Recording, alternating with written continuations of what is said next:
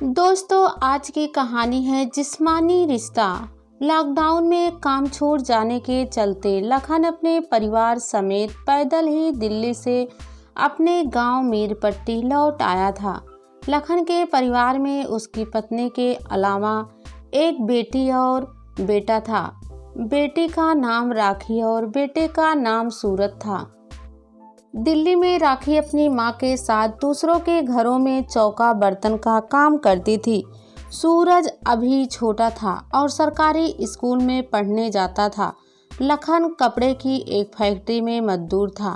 लखन गांव के जमींदार चौधरी साहब का पुराना कारिंदा था, इसलिए चौधरी साहब ने तरस खाकर उसे खेत और बगीचे की देखभाल के लिए रख लिया।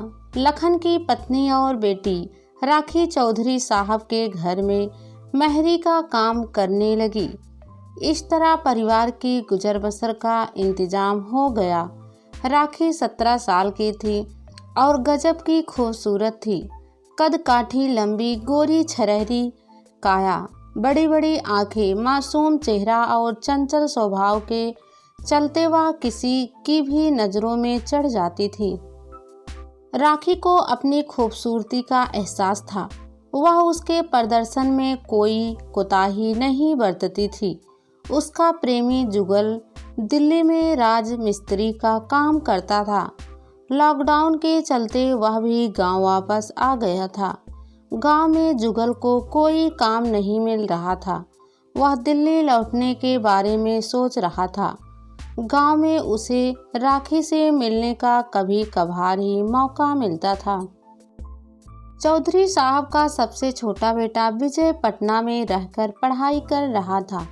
छुट्टी में वह घर आया हुआ था और लॉकडाउन हो जाने के चलते वहीं फंस गया था। विजय ने एक दिन राखी को दालान में काम करते देखा तो देखता ही रह गया। राखी की बिखरी हुई लटें, उभरी हुई छाती और कसा बदन देखकर विजय बेचैन हो उठा। वह उससे दोस्ती बढ़ाने की जुगत बैठाने लगा। मौका देखकर विजय ने राखी से अपने मन की बात रखी। राखी, मैं तुम्हें पसंद करता हूँ और तुमसे शादी करना चाहता हूँ। छोटे मालिक, आप बड़े लोग हैं और आप मुझ जैसी गरीब लड़की से शादी करेंगे? राखी ने अंगड़ाई लेते हुए पूछा। राखी, जमाना बदल गया है, अब कोई बड़ा छोटा नहीं है, विजय ने कहा। राखी विजय के कहने में आ तो गई, पर फिर भी उसे यकीन नहीं हो रहा था कि वह इस परिवार की बहू भी बन सकती है। उसने यह बात जुगल को बताई। जुगल ने समझाते हुए कहा, विजय बाबू शादी का लालच देकर तेरी जवानी को भोगना चाहते हैं। वह पढ़े लिखे अमीर लोग हैं। किसी गरीब 5वीं जमानत पढ़ी लड़की से कभी शादी नहीं करेंगे। जुगल के समझाने पर राखी समझ गई। एक दिन विजय ने अकेले में राखी को खेत के मचान पर बैठा देखकर वहां गए और बहलाने फुसलाने वाली बातें की तो वह फिर से उसके जाल में आ गई। विजय राखी को यह यकीन दिलाने में कामयाब रहा कि राखी जी, जुगल को आपकी किस्मत से जलन हो रहा है, इसलिए आपको ऐसा करने से मना कर रहा है।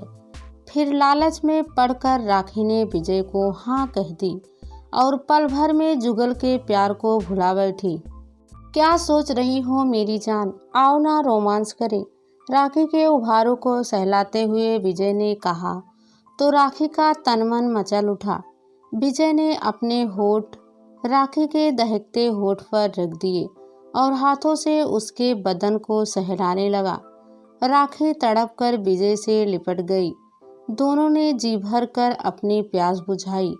अब विजय का जब भी मन करता वह राखी के साथ जिस्मानी रिश्ता बनाता था। राखी भी अब जुगल से मिलने से कतराने लगी थी। जुगल समझ गया कि राखी विजय के चंगुल में फंस गई है। उसने राखी को कई बार समझाने की कोशिश की, लेकिन वह जुगल से बात ही नहीं करना चाहती थी। इसी बीच लॉकडाउन खुल गया। मजदूर वापस काम पर जाने लगे थे। जुगल दिल्ली लौट आया। लखन को भी उसके फैक्ट्री से काम पर आने का फोन आया। फैक्ट्री का मालिक पहले से ज़्यादा तनख्वाह देने के लिए तैयार था। गांव में बस किसी तरह गुजर बसर हो रही थी, इसलिए लखन भी दिल्ली आने की सोच रहा था। यह बात राखी ने विजय को बताई। तब विजय ने कहा, राखी, मेरा भी कॉलेज शुरू होने वाला है, मैं भी यहाँ से चला जाऊँगा। तुम भी अपने पिताजी के साथ दिल्ली चली जाओ। समय आने पर मैं शादी के लिए घर में बात करूँगा। ध्यान रहे कि समय से पहले किसी को इसकी भनक ना लगे। विजय ने राखी को चूमते हुए समझाया। राखी अपने पापा के साथ दिल्ली चली आई। विजय पटना चला गया। पहले तो उन दोनों में फ़ोन पर बात होती रहती थी, पर धीरे धीरे विजय ने पढ़ाई का हवाला देकर बात करना बंद कर दिया। राखी को विजय का यह बर्ताव अजीब लग रहा था। एक दिन जुगल ने राखी को फ़ोन करके मिलने की गुजारिश की। राखी ने हाँ कर दी। वही एक पार्क में मिले। इधर उधर की बात करने के बाद जुगल ने जो बात बताई वह सुनकर राखी का कलेजा धक से रह गया। जुगल ने बताया, राखी, विजय बाबू ने धूमधाम से अपनी जात की एक पढ़ी लिखी लड़की से शादी कर ली है। राखी का मन जुगल की बात मानने को तैयार नहीं था। जुगल ने राखी को अपने मोबाइल फ़ोन में विजय की शादी की तस्वीर दिखाई। राखी को लगा कि जैसे आसमान उसके सिर पर गिर गया हो। वह जुगल को पकड़कर रोने लगी। चुप कर पगली, हर वादा सच्चा नहीं होता। जो भरम था उसे भूल जाना बेहतर है। मैं हूं ना तेरे साथ। राखी के माथे को सहलाते हुए जुगल ने प्यार से कहा। राखी कुछ बोल नहीं पाई, बस जुगल की गोद में मुंह छिपा कर रोती रही।